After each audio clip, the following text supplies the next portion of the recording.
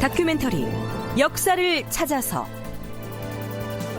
제675편 선종과 교종을 다시 세우다. 지금 우리는 조선의 제13대 임금이었던 명종 치세를 탐색하고 있습니다. 수렴 청정식이었던 명종 5년 12월쯤으로 시점을 옮겨서 이 시기 문정 왕후의 불교 정책의 이모저모를 한번 살펴보기로 하겠습니다. 자, 이 시기를 탐색하면서 왜 갑자기 불교 얘기를 하느냐, 게다가 또 왜 하필이면 대비인 문정 왕후의 불교 정책을 주제로 삼으려고 하느냐, 다소 궁금하실 텐데요. 거기에 대해서는 조선사 전공자인 홍근혜의 석사학위 논문 조선 문정왕후의 불교 시책과 내수사의 머릿말 일부를 인용하도록 하죠. 대비는 선왕의 왕비라는 지위와 더불어 국왕의 어머니라는 지위가 더해지면서 조선에서 특별한 지위를 지녔다. 이러한 대비의 지위는 국가 운영에도 반영되어 정치적으로는 대비의 수렴 청정이 시행되었고, 경제적으로는 대비에 대한 봉양으로 왕실 재정 지출에 영향을 주었으며, 사회적으로는 불사를 거행하는 등 불교가 유지될 수 있도록 영향력을 행사하였다. 조선 전기의 대비 중에서 가장 큰 영향력을 행사했던 대비는 명종 때의 문정왕후였다. 그는 명종이 즉위하면서 9년여 동안이나 수렴청정을 맡게 되어 강력한 권력을 행사하였다.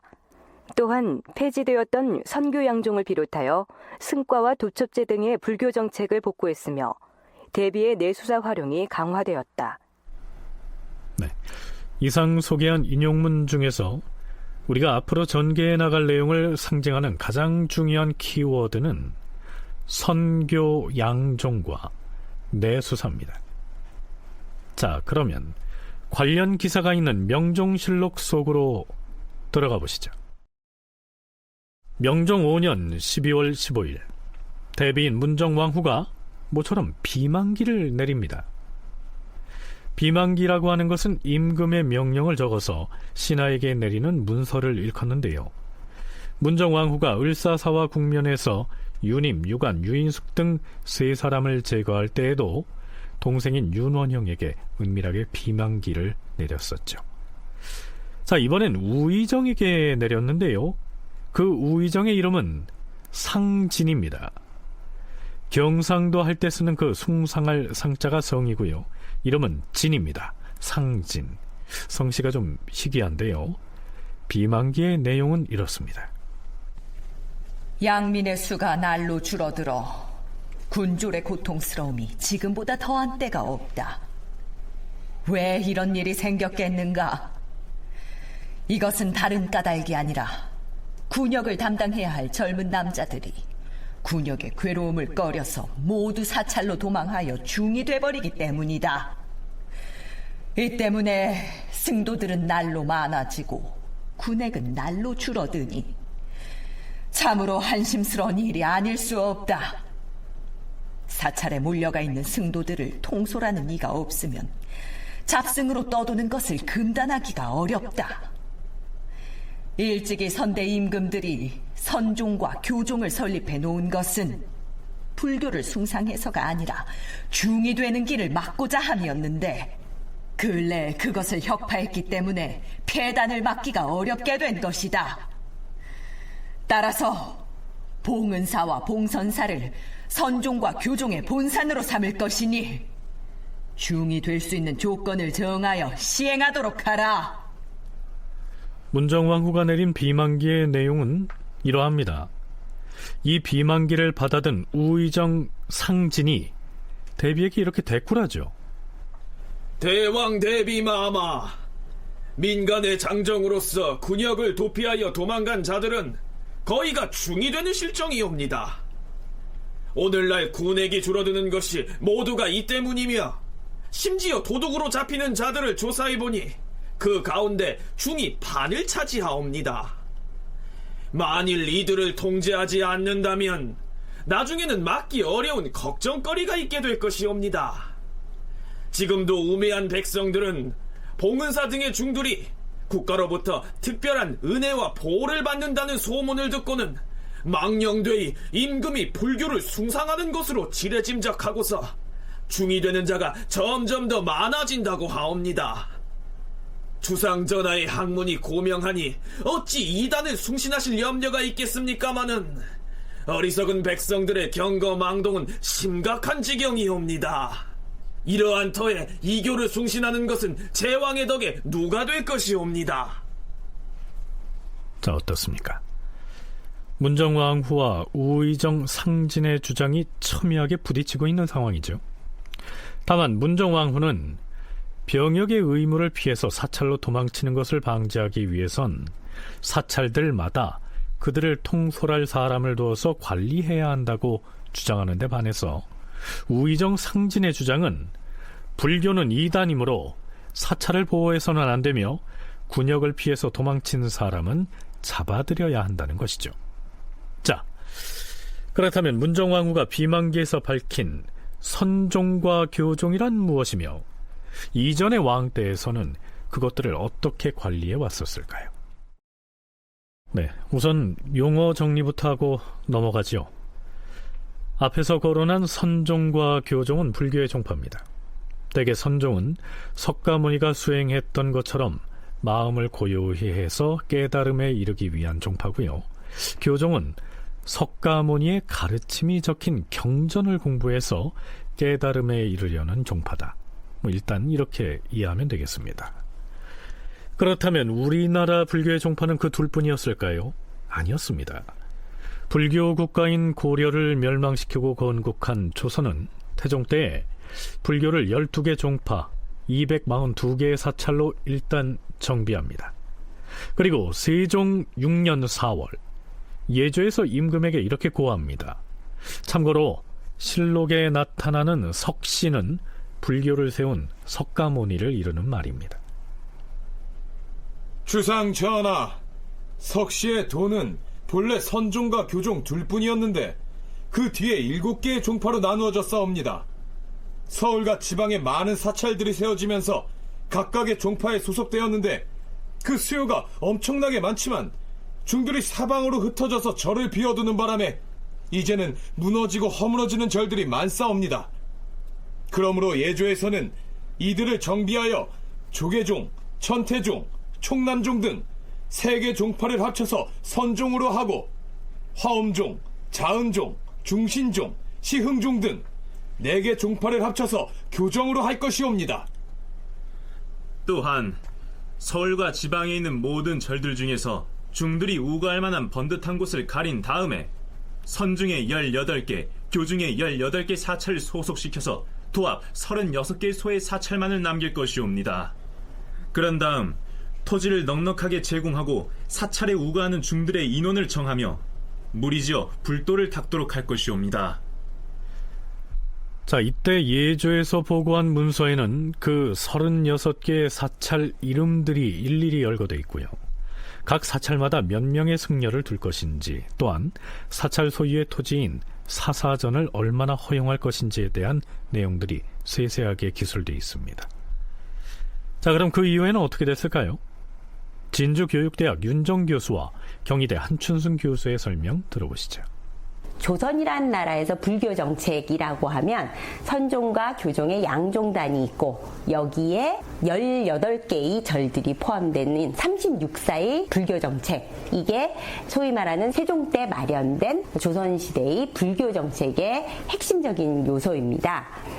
그런데 이거 이후에 연산군 때 사사전을 전부 혁파해버리는 정책이 펼쳐지게 됩니다. 그런데 연산군이 중종반정으로 날아가게 되면서 중종반정이 이루어지면 중종반정 당시의 모든 조치의 특징은 성종 때까지 있었던 모든 정치를 복구한다라는 거기 때문에 사사전, 절이 관리하고 있는 사사전도 돌려주는 것으로 일단 결론이 나서 중종 때도 굉장히 반대는 많았지만 돌려주는 것으로 이루어졌습니다. 단지 선교 양종은 복설되지 않았습니다.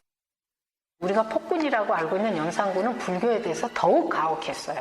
완전히 도첩자 승과 다 폐지합니다. 그런데 이제 중종의 즉위를 하면서 사원의 수조지를 일부 환급하는 그런 조치를 취하고요. 이제 그 부침이 참 많았는데 불교의 위상은 축소된 것은 확실한 분명한 사실인데요. 그 종교적 의미는 여전했던 거예요. 인간이란 존재는 현실에 있어서는 강하지만 또 어떤 큰 문제에 닥치면 약한 존재일 수밖에 없지 않습니까? 그래서 그 종교적인 의미 때문에 또한 세종이나 세조와 같이 또는 중종대 문정왕과 같이 왕실에서 불교를 중시하는 그런 그 왕과 국왕과 왕후가 있었기 때문에 그 종교적 의미는 여전히 사가에서도 영향을 발휘하고 있었다. 문정왕후가 불교 시책을 적극적으로 실시하기 시작한 것은 을사서와의 소용돌이가 잠잠해진 명종 4년 무렵부터였습니다. 그해 8월 7일 명종이 대비인 문정왕후가 참석하지 않은 상태에서 아침 경연에 나갑니다.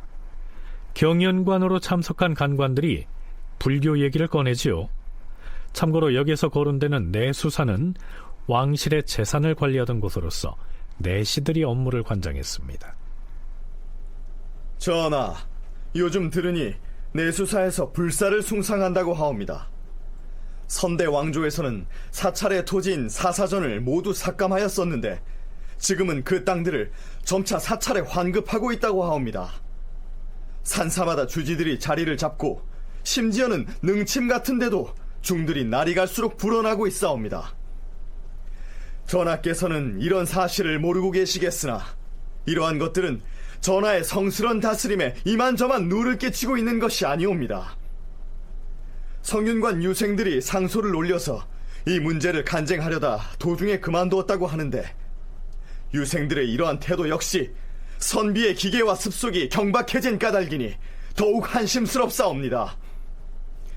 전하께서 각별히 관심을 가지시어 이단을 용납하지 말고 배척하시옵소서.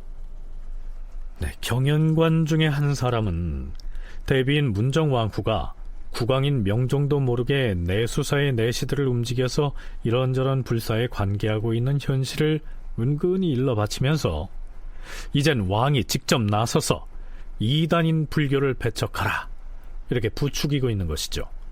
그러자 다른 경연관도 나섭니다. 주상 전하, 본디 제사를 지내는 것은 나라의 중대사이며 종묘는 선조들의 제사를 모시는 곳이옵니다. 하온데 요즘은 제사를 지냄에 있어서 정해진 의례를 어기는 일이 종종 있을 뿐만 아니라 불결한 일까지 생기고 있으니 매우 한심스럽사옵니다. 또한 종묘를 수호하는 관서인 종묘서의 노비들을 감로사라는 사찰의 노비로 만들어서 내수사에 예속하게 하였사온데 이는 아니 될 일이옵니다. 대체적으로 지금 종묘를 위하여 하는 일들이 모두 전과 같지 않사옵니다. 요즘 천재지변이 무엇 때문에 자주 일어나는지 지적해서 말할 수는 없사오나 종묘와 제사를 소홀히 한 때문이 아닌가 걱정이옵니다. 네, 이날 아침의 경연에서 명종은 아무 대꾸도 하지 않은 것으로 되어 있습니다. 하긴 불교에 관련된 일이야 대비인 문정왕후가 공식적인 국왕의 명령체계에서 비켜나 있는 내수사의 내관들을 움직여서 진행하는 실정이니까요. 어린 명종이 어찌해볼 사안은 아니었던 거죠. 그로부터 한 달 보름쯤 지난 명종 4년 9월 8일 문정왕후와 사찰에 관련된 사안들이 공식적인 통로를 통해서 문제거리로 등장합니다. 문정왕후가 승정원에 다음과 같은 지시를 내린 겁니다. 참고로 능침사는 선왕의 능 근처에 설립해 명복을 기원하는 사찰을 지칭하는 말입니다. 선왕의 능침에 대한 일은 자빈들의 출입할 염려가 있기 때문에 대궐에서 특별히 살피게 하였는데 성균관의 유생들이 몰려가서 몹시 소란을 피워 사찰 내에 전해 내려오던 많은 기물들을 파손하였다고 한다. 대전에는 유생 신분으로 사찰에 오르면 거기에 해당하는 죄가 있으니 법에 의하여 벌을 내리도록 하라. 그 중에서도 가장 심했던 황원징이라는 유생은 10년 과거에 점거시키도록 하라. 정인사와 회암사는 선대왕들의 능침사인데 유생들이 거기에 난입하여 소란을 피워서야 되겠는가? 봉은사와 봉선사의 예에 따라서 유생의 출입을 금하는 방을 붙이도록 하라. 네, 앞에서 덕종대왕의 능침사가 회암사라고 했습니다. 여기에서 말하는 덕종은 정식 국왕은 아니죠. 세조의 아들인데요. 그의 아들인 성종이 왕위에 오르자 사후에 덕종으로 추존된, 말하자면 추존왕이죠. 어찌됐든 이 선왕의 능침사에 성균관 유생들이 몰려가서 소란을 피웠고요. 문정왕후는 유생들 중에서 가장 심하게 소란을 피운 황원징에 대해서만은 특별히 과거에 응시할 자격을 정지시키는 정거 조치를 내린 겁니다. 한춘순 교수의 얘기입니다. 문정왕후는 그 의숙공주의 그 제궁이었던 정토사의 그 상망제가 유생의 상사로 방해를 받았다고 이런 보고를 받고요. 능침사찰에 유생의 출입을 금지합니다. 그런 일이 있었다는 이유를. 그리고 이걸 어기면 과거에 볼 수 없게 하겠다. 정거하겠다는 전교를 내립니다. 그런데 또 명종 4년 9월에 덕종과 세종의 능침사였던 정인사와 회암사에서 유생이 상사하면서 또 몸싸움이 난 거예요. 근데 그 주모자가 황원징이라는 인물이었는데 문정왕후가 10년 과거, 3년마다 한 번씩 보는 과거에 정거를 시킵니다. 실제로. 자, 그렇다면 승정원의 승지들은 어떤 반응을 보일까요? 대비마마, 유생이 절에 올라가는 것을 금지하는 법이 대전에 실려있긴 하오나 조종조로부터 유생들이 절에 가서 독서하는 것은 이미 풍습이 된 지 오래이옵니다. 그리고 조정 4대 붙이고 절에 가서 독서하지 않은 사람이 누가 있사옵니까? 특별히 봉선사와 봉은사는 법으로 금지되어 있으나 황원징 등이 들어갔다는 그 두 사찰에 대하여는 별다른 근법이 없으므로 올라가서 독서하는 자들이 간혹 있었사옵니다. 가지 못하도록 법을 세우고 나서 다시 그 절에 가는 자가 있으면 그때 가서 죄를 다스리는 것이 어떻겠사옵니까? 그 두 절의 출입을 금하는 것은 법이 아직 행해지지 않아서 그렇게 된 것이니 지금부터는 방을 붙이고 소상히 알리도록 하라. 다만 황원징이라는 자는 범한 죄가 매우 중하니 1차에 한하여 10년 과거에 응시하지 못하게 하라. 네, 유교를 신봉하는 성균관의 유생들이 불교를 이단이라고 배척하면서도 남의 종교시설인 사찰에 들어가서 자신들이 믿는 종교의 경전인 공자와 맹자를 소리내서 읽는다. 자, 지금의 가치관으로 생각하면 말이 안 되는 것 같지요. 그런데 당시에는 유생을 포함한 사대부들이 이 절에 들어가서 독서하는 것이 유행이었던 모양입니다. 그 유생들은 불교 자체에 대해서는 굉장히 비판적인 자세를 가집니다. 우리 학생들이 제일 그 어떤 명분이나 정의에 있어서 피 끓는 의지를 가지고 있는 것과 마찬가지로요.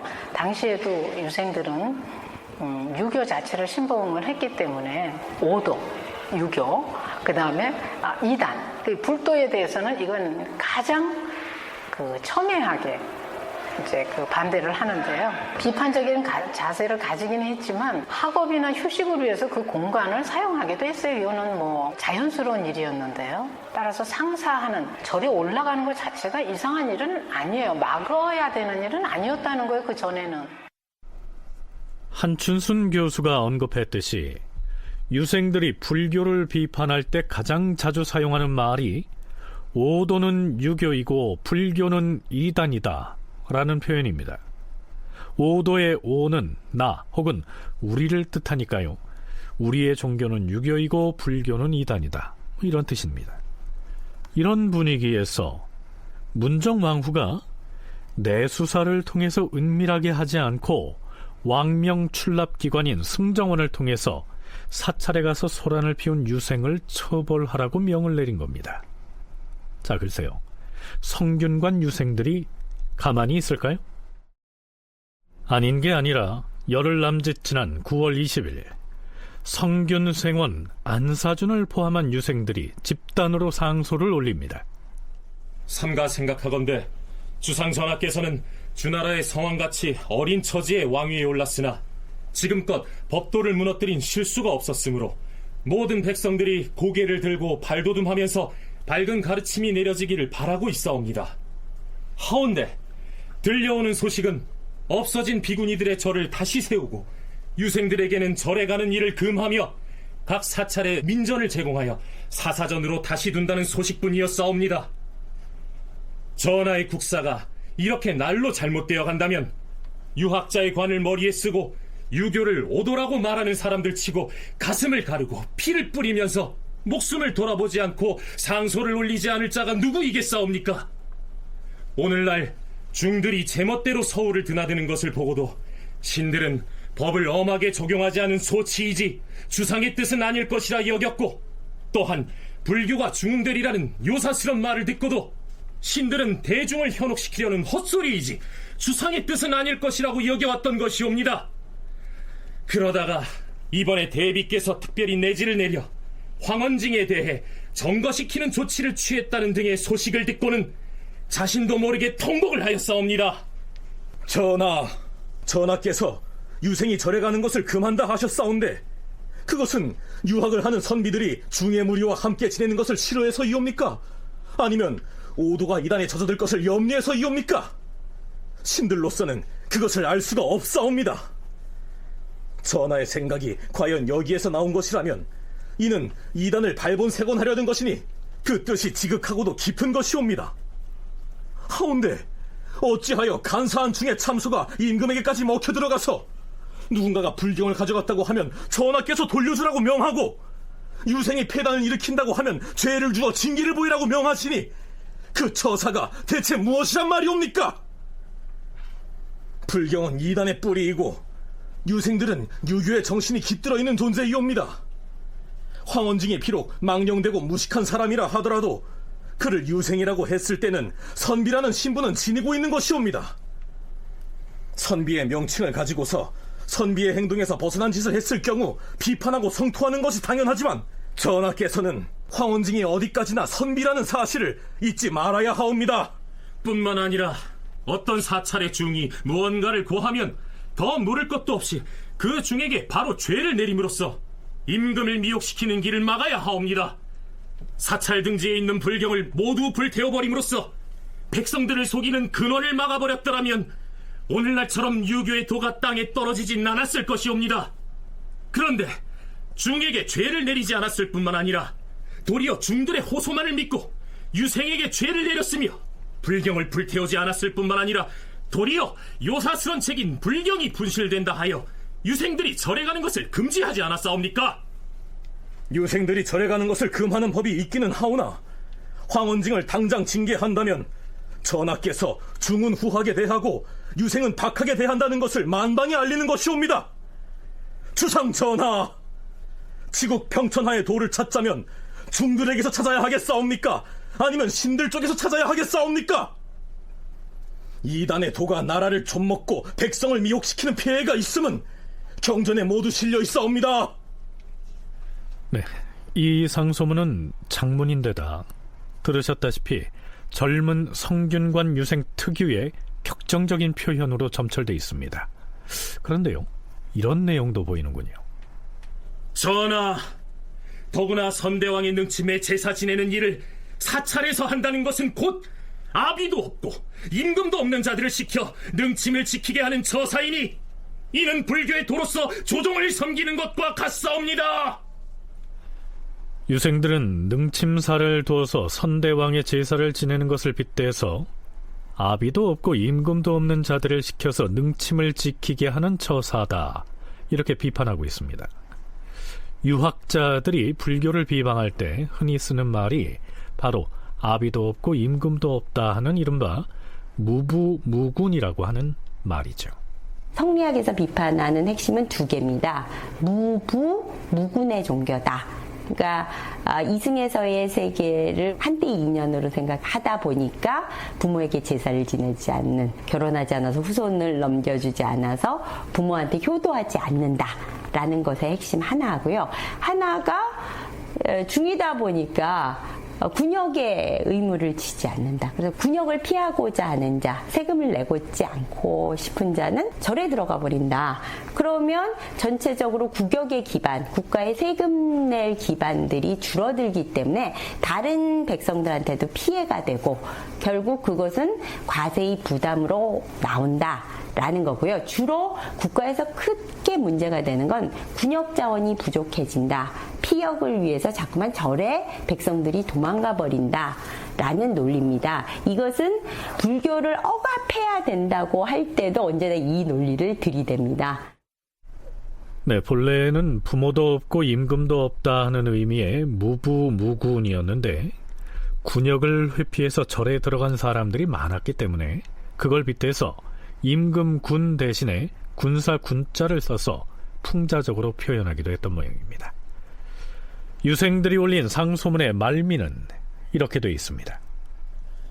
삼가 바라건대 전하께서는 요사스런 중의 목을 베고 사찰에 들어갔던 유생의 죄를 용서하시옵소서. 장차 중을 감싸주는 마음을 옮겨 백성을 사랑하시고 부처를 받들던 정성을 돌려 선비를 배양하시옵소서. 산에 있는 사찰은 모두 회찰하고 백성으로 중이된 자에게는 중죄를 내리시며 사찰의 재산으로 다시 내려진 민전을 모두 환수하시옵소서. 그렇게 하신다면 우리 백성과 우리가 받드는 유교에 그보다 다행한 일이 없을 것이며 전하께서 도를 중히 여기시는 정성도 극진해질 것이옵니다. 전하께서 부처를 숭배하신다는 말은 한갓 헛소문임을 신들에게 보여주시옵소서. 네, 물론 이 상소문에서 지칭하고 있는 임금을 나타내는 윗상이라고 하는 호칭은 명종이 아니고 대비인 문정왕후를 일컫겠지요. 자, 그렇다면 성균 유생들의 상소에 대해서 뭐라고 대꾸했을까요? 상소문에 대한 응답은 국왕의 교지로 내려가게 되죠. 유생이 절에 가는 것을 금하는 것은 조종조에서부터 내려온 법이지 과인이 새로 만든 법이 아니니라. 요사이 중의 무리들이 추잡하기 때문에 대비께서 능침을 살피기 위하여 간혹 내수사의 내관을 보내기도 하였던 것인데 황원징이 능침에서 폐단을 일으켰을 뿐만 아니라 심지어 절의 물건까지 훔쳐갔기 때문에 대비께서 놀랍게 여기고 그렇게 하신 것이지 과인이 부처를 숭배해서 그렇게 한 것은 아니니라. 따라서 황원징은 사면할 수 없다. 그리고 죄 없는 중에게 어떻게 죄를 내릴 수 있겠는가? 사찰에서 소동을 일으킨 유생에게 과거 응시를 정지시키는 문제로 한바탕 논란을 벌인 때로부터 1년여가 지난 뒤인 명종 5년 12월 15일 드디어 문정왕후가 우의정 상진에게 비만기를 내려서 폐지됐던 양종을 복립하겠다고 공식 선언을 합니다.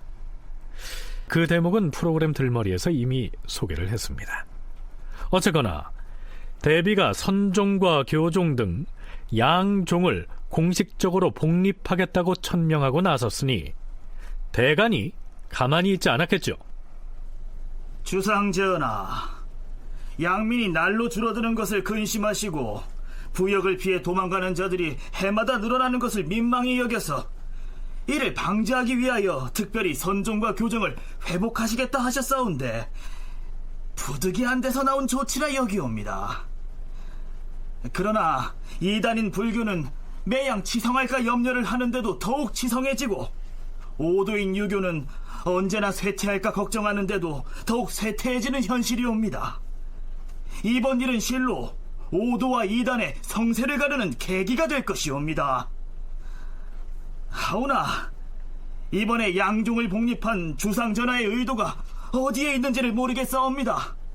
조정의 신하들도 모르겠사온데 더구나 시골 벽촌의 어리석은 백성들이야 어떻게 알겠사옵니까? 전하, 양민들이 중이 되려고 하는 것은 그것을 금지하는 법이 없어서가 아니라 실로 오늘날 백성을 침탈하는 일이 많기 때문이옵니다. 또 전에는 중이 되어봤자 아무 이익이 없었는데도 많이 몰려들었는데 하물며 선종과 교종의 법을 세워서 중을 영화롭게 보호해 준다면 너도 나도 중이 되겠다고 몰릴 것이옵니다. 이것은 결국 양민이 사찰로 도망치는 것을 금지하는 방법이 되지 못할 뿐만 아니라 도리어 그들이 중이 되도록 몰아넣는 것이옵니다.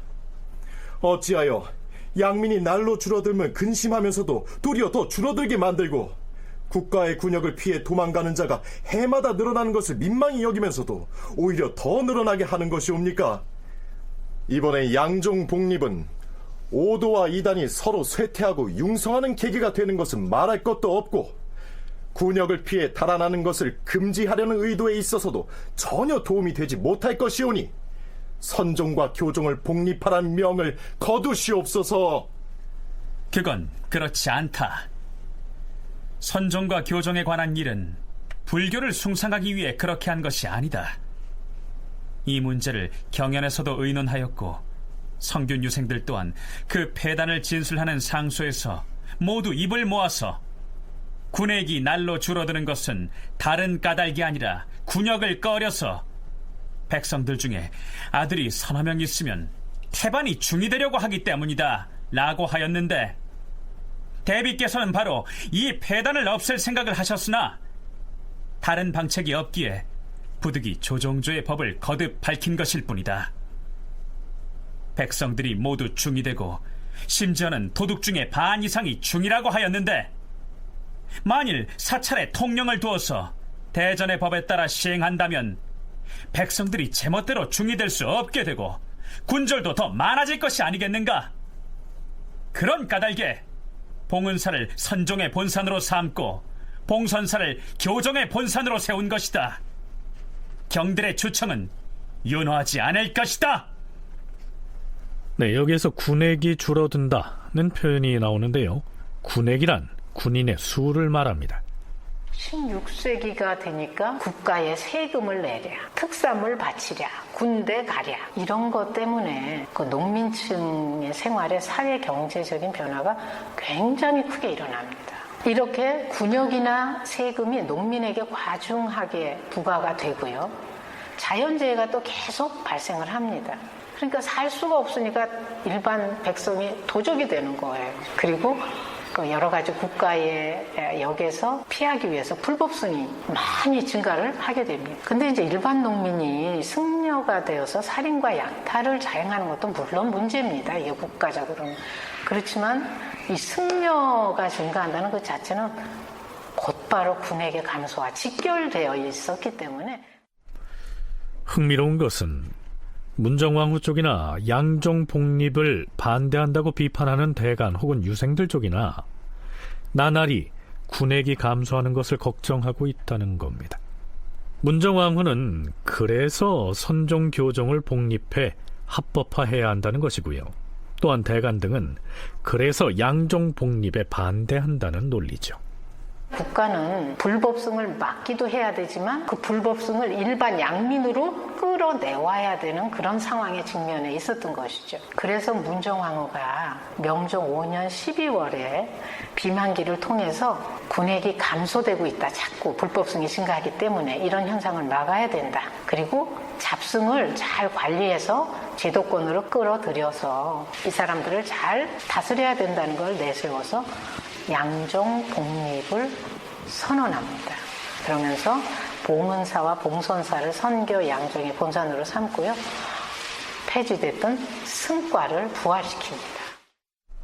자, 과연 문정왕후는 선교 양종을 복립하고 승려에게 법계를 주기 위해서 행하던 국가의 고시, 즉 승과를 다시 시행해야 불법승을 막을 수 있다는 논리로서 결국엔 반대자들을 설복시킬 수가 있을까요? 명종 5년 12월 17일 사헌부에 이어서 이번엔 사간원에서 나섭니다. 전하, 한쪽이 쇠하면 한쪽이 융성하게 되는 것은 필연적인 형세이며 임금이 좋아하면 신하들은 더욱 좋아하는 것이 고금의 분명한 징험이옵니다. 하온데 중이 되는 길을 막으려 한다면서 도리어 양민이 승려가 되는 법을 세우도록 명하시니 대체 무엇이 쇠퇴하고 융성할 것인지, 임금이 무엇을 좋아하고 싫어하는지 그 조짐이 이제 결판이 났으므로 신들은 한심함을 이기지 못하겠사옵니다. 풀을 뽑을 때는 반드시 그 뿌리까지 없애야 하고, 악을 제거할 때는 반드시 근본을 제거하기를 힘써야 하옵니다. 이단의 폐해를 엄하게 다스려서 근본을 끊어놓아도 혹 사특한 것이 바른 것을 이길까 근심이 되는 형편이온데, 하물며 먼저 임금이 이단을 좋아하는 단서를 보임으로써 점차 이단이 성장하는 길을 열고 있으니 말문이 막힐 지경이옵니다. 신들은 진실로 전하께서 좌도에 미혹되지 않기를 바랄 뿐이옵니다. 주상 전하, 신들은 일찍이 전하께서 따르이 좌도를 숭앙하신다는 것을 듣지 못하였사옵니다. 중의 무리들은 다투어 일어나서 서울의 사찰로 어디로 떼지어 몰려다니면서 불교가 장차 융성하게 될 것이라고 떠들고 다닌 지가 이미 오래되었사옵니다. 대비께서 내리신 비망록은 바로 중이 되는 길을 넓히는 명령인데, 이것으로 양민이 날로 감소되고 군액이 날로 줄어드는 것을 막을 수 있다고 여기시옵니까? 일단 양종 복립의 어명이 내린 뒤에는 백성들이 중이 되고자 몰려가도 이를 금할 수가 없을 것이오니, 중들이 날로 불어나는 것과 중이 도적질을 자행하는 것을 도승법으로 막을 수 있겠사옵니까? 반복해서 생각해도 이렇게 해서 좌도가 성해지면 결코 유익함은 없고 해만 생길 것이므로 감히 말하지 않을 수가 없사옵니다. 양종 복립의 명을 도로 거두시옵소서. 네, 여기서 왼쪽을 나타내는 좌에다 길도자를 쓰는 좌도라고 하는 것은 자신이 믿는 종교 이외의 다른 종교를 낮추어서 이르는 말입니다. 물론 여기에선 불교를 말하죠. 그런데요, 막상 이전부터 내수사를 통해서 여러 사찰들을 관리해왔고, 이 시기 양종 복립을 독단으로 선언해버린 문정왕후, 그녀는 유생들에 이어서 대간이 전면적으로 일어나 격한 반대의 주장들을 거칠게 토해내는데도 별로 흔들리거나 당황한 기색을 보이지 않습니다. 뭔가 믿는 구석이 있는 것처럼 말이죠. 초기부터 그랬지만 왕인에 있어서 내원당을 만들 때도 전부 신하들은 반대를 하지만 그럼에도 불구하고 절이 역할을 하고 있었습니다. 그러니까 기반이 굉장히 많이 남아있으니까 절이 기존에 담당하는 사회경제적인 역할도 남아있었고, 당연히 지역사회에서 공부를 하는데 절에 올라가서도 하고, 이런 정상적인 과정은 계속적으로 이루어지고 있죠.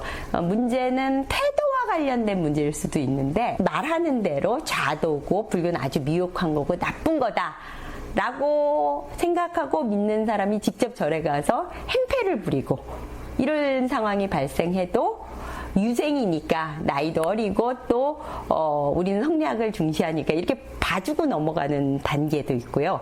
이것에 대해서 이것은 있을 수 없는 일이다 라고 나설 수도 있습니다. 문정왕후는 오히려 양종을 복립하고 승과를 회복해서 자격을 부여하게 되면 양민 중에서 중이 되려고 사찰로 몰려드는 폐단을 막을 수 있을 것이라고 얘기하고 있습니다. 그저 막연하게 해본 얘기가 아니고 나름의 보관을 가지고 있었던 것이죠. 사헌부와 사관원 양사에 내려보낸 문정왕후의 대답 들어보시죠. 지금 승려들의 문제가 큰 폐단인데 모두 군역을 싫어하여 서로 이끌어서 중이 되기 때문에 이 폐단을 금하기는 매우 어렵다. 그렇기 때문에 조종조에서 행하였던 예전의 법을 거듭 되살리려는 것이다.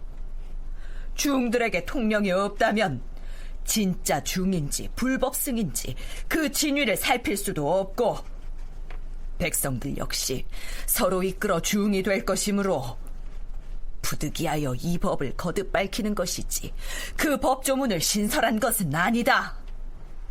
여기에서 되살리겠다고 한 것이 바로 통령입니다. 대통령 할 때 쓰는 그 통령인데요, 과거에는 사찰에 이와 비슷한 의미를 지닌 총령을 두었습니다. 조선 문정왕후의 불교시 책과 내수사라는 논문의 저자 홍근혜는 해당 논문에서 이렇게 설명하고 있습니다. 문정왕후는 선교 양종을 회복한다는 것은 곧 사찰의 통령을 두어서 승려와 사찰을 통제하기 위한 것임을 선언하였다.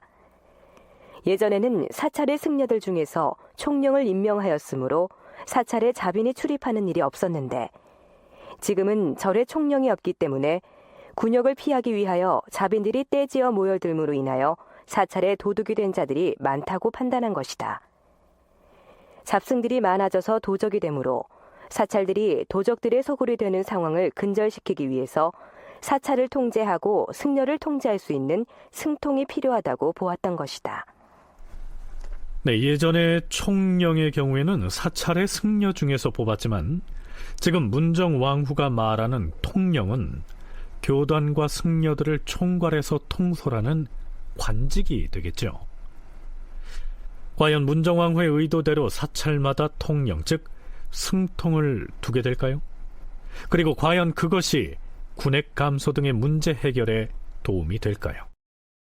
지금 불교의 양종 복립에 대한 논란이 이어지고 있는 이 시기는 영의정 이기가 아직 살아있을 때입니다. 흥미롭게도 양종의 복립을 최초로 주장한 사람은 바로 이기였습니다. 이기는 왜 양종 복립을 앞장서서 주장했을까요? 문정왕후가 불교에 지대한 관심을 갖고 있었기 때문에 아부하려고 그랬겠죠. 그런데요, 막상 문정왕후가 사찰마다 통령을 두어서 다스리겠다고 하자 태도를 바꾸더니 양종 복립 그거 하지 말자 이렇게 얘기합니다. 왜 그랬을까요? 사실 이기는 양종 복립을 맨 처음 선도한 인물입니다. 그리고 그 탄핵 내용에 보면요, 조선 팔도의 반당이라고 그 국가에서 내려주는 그 반당을 일반 농민들 다 반당으로 삼아서 얼마나 남점하고 있는지 몰라요.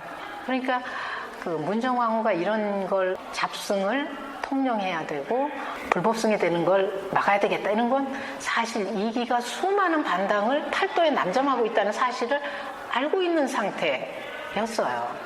그런데 자신은 마치 아무 일도 없는 양 양종을 해야 된다고 문정왕후의 입에 혀같이 논다고 그러죠. 그 뜻을 미리 받들어 놓고 이거는 해서는 안 됩니다 라고 반대 의견을 피력을 하고요. 네, 한춘순 교수의 얘기 중에 이기가 조선 팔도에서 여러 반당들을 남점했다고 했습니다. 반당이란 사환이나 호위병이나 혹은 개인이 사비를 들여서 데리고 다니는 사병과 같은 사람을 일컫죠. 개인에게 소속돼 있었기 때문에 국가의 역에는 징발되지 않았으며, 물론 노비는 아니지만 국가에서 종친이나 공신들에게 지급하기도 했습니다. 말하자면 반당이란 조선 양반 사회의 지배체제를 유지하기 위해서 양인의 노동력을 징발해서 개인에게 복속시킨 아주 특수한 형태라고 말할 수 있겠습니다. 여기에서 이기가 영의정의 벼슬은 내려놓지 않은 채로 병에 걸려서 조정에 출사하지 못하고 있던 명종 6년 1월 19일치 실록 기사를 살펴보죠. 전하, 영상이 상소문을 보내왔사옵니다. 뭐라? 영상 이기는 지금 몸이 아파서 집에서 요양 중이지 않은가? 그래, 무슨 내용인가? 선종과 교종을 다시 세워서는 안 된다는 내용이옵니다. 허허, 그 참 이상하지 않은가? 애당초 대비보다 먼저 선교 양종을 복립해야 한다고 주장한 사람이 바로 영상이 아니었던가?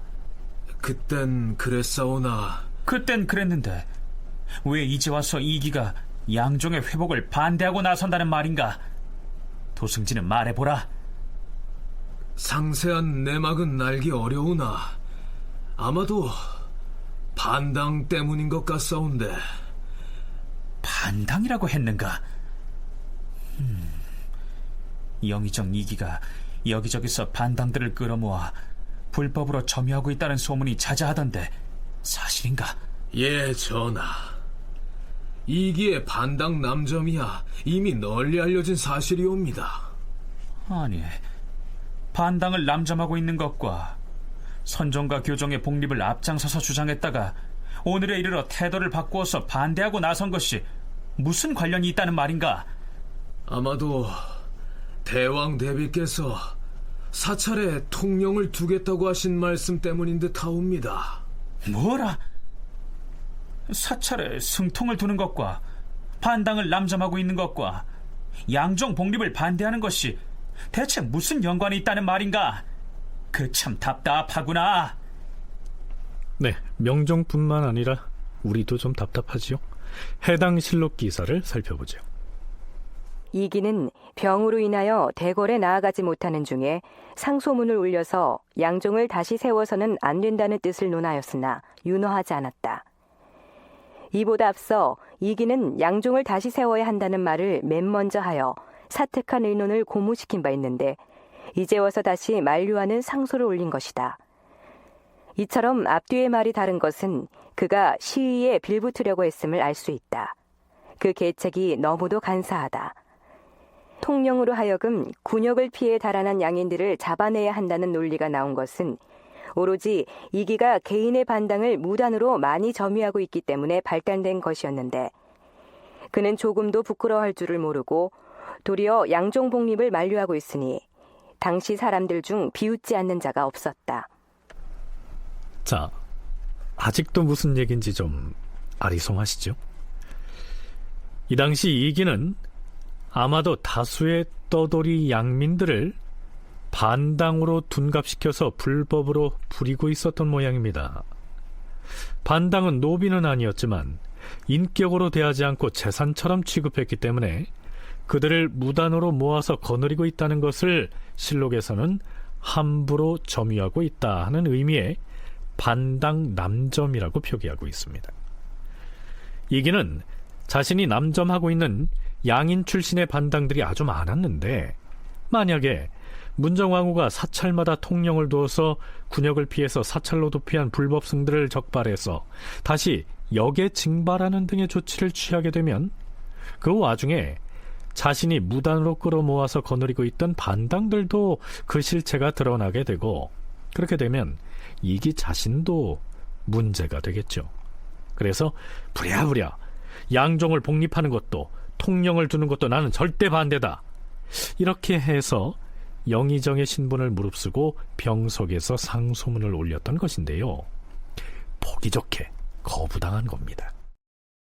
문정왕후의 양종 복립 선언을 두고 사헌부와 사관원에 이어서 홍문관을 포함한 승정원의 승지들까지 나서며 수차에 걸쳐 반대 상소를 올리지만 받아들여지지 않습니다. 그러나 아직까지 대신그룹에선 말이 없었습니다. 명종 6년 1월 13일 좌의정 심연원이 대신들을 거느리고 편전으로 몰려갑니다. 새로 좌의정이 된 심연원으로 말하자면 명종의 비인 인순왕후 심씨의 조부가 된다고 말씀드렸는데요. 그가 대신들을 이끌고 나선 겁니다. 삼가 살펴보건대 전하께서 즉위하신 이후로 부지런히 경연에 나가시어 학문이 날로 고명한 경지로 나아가시니 서울과 지방의 신민들이 모두 성군의 치세가 오기를 열망하고 있었사온데 근래 인수궁에서 벌인 불사로 인하여 많은 사람들이 의혹을 품고 있사옵니다. 네, 당시 문정왕후가 인수궁에 머물고 있었기 때문에 인수궁은 곧 문정왕후를 지칭합니다. 심연원의 상언 들어보시죠. 신등은 주상의 학문이 고명하심으로 사악한 도를 숭상하여 믿지는 않을 것이라고 보장을 해왔사옵니다. 하온데 요즘 양종을 다시 설치하라는 명이 뜻밖에 나오게 되자 온 나라 인심이 실망하지 않은 자가 없사옵니다. 그래서 대간과 시종은 물론 유생에 이르기까지 대궐 문 앞에 엎드려서 다투어 논한 것이 벌써 한 달이 넘었사옵니다. 그런데도 전하께서는 아직도 깨닫지 못하시고 고집을 돌이키지 않으시니 인심이 흉흉해지고 조정의 여론이 점차 이반되어 가고 있는 것이옵니다. 임금은 나라에 의지하고 나라는 백성에게 의지하는 것이므로 군중의 마음을 얻으면 나라를 얻게 되고 이를 잃으면 나라를 잃게 되는 것이옵니다. 무릇 두려워해야 할 것은 백성이며 잃기 쉬운 것은 민심인데 민심이 한번 흩어지면 수습하기라 매우 어렵사옵니다. 삼가 바라건대 쾌히 공론을 따라서 민심을 안정되게 하시옵소서. 대비께서 양종을 복립한 뜻은 폐주 연산의 정치가 혼란했을 때 그것을 폐지했었으나 그 후에 온갖 폐단이 생겨나서 중들이 점점 불어나 도적이 되기까지 하여서 그 폐단을 구제할 수가 없게 되었기에 지금 다시 이 법을 세워서 그 폐단의 한 부분이라도 구제하고자 하는 것이라 하지 않았는가? 윤허하지 아니할 것이다. 하지만 문정왕후가 명종을 움직여서 양종의 보기를 이미 선언해버린 마당에 그걸 돌이키는 일은 쉬운 일이 아니었습니다.